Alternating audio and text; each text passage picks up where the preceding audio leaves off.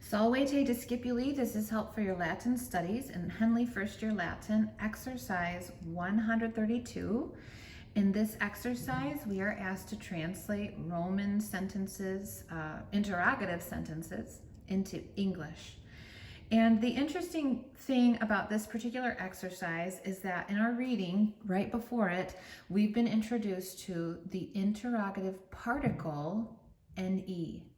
If you put that ne at the end of the most emphatic word in your sentence, most likely going to be the verb, then you transform that verb into a question. For example, laudabat ne Caesarem. Well, if we looked at just the verb laudabat, that means he was praising. But when we say laudabat ne, we're saying, was he praising? Caesarem is our direct object. Was he praising Caesar? In another example here, pugnasne pro rege. So we have pugnas, which means you fight. It's in the present tense, second person singular. You fight. But when we say pugnasne with that ne at the end, it turns into a question. Do you fight on behalf of the king or for the king?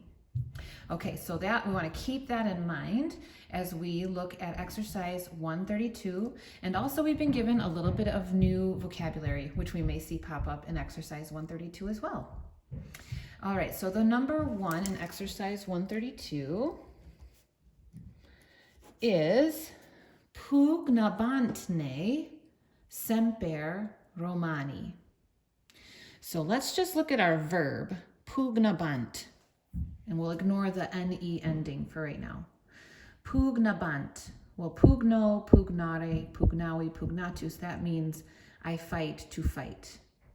When we add the ending bant, we have that tense indicator, ba, which tells us it's an imperfect tense. That means past ongoing action.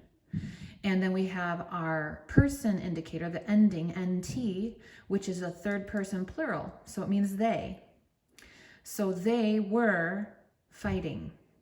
Now we add the ne at the end of all of that to turn it into a question. Were they fighting? And then we've got semper Romani. So semper in our new vocabulary list means always. And I'd probably, in English, I would insert that somewhere in the middle of my question and verb. Were they always fighting the Romans? That's our answer. Were they always fighting the Romans? All right, let's look at one more. Number 2. Parabantne frumentum post longum iter. All right, parabant, paro, parare, paravi, paratus. That means I prepare, to prepare. If we look at the ending bant, then we see our tense indicator, the ba, telling us it's imperfect, past continuous action. And the nt, the person indicator, that ending is third person plural. So where we would normally say they were preparing, now it's a question. Were they preparing? And then we have frumentum is our direct object, grain. Were they preparing grain after, post, after, iter, journey, and longum, long? Were they preparing grain after the long journey? Okay.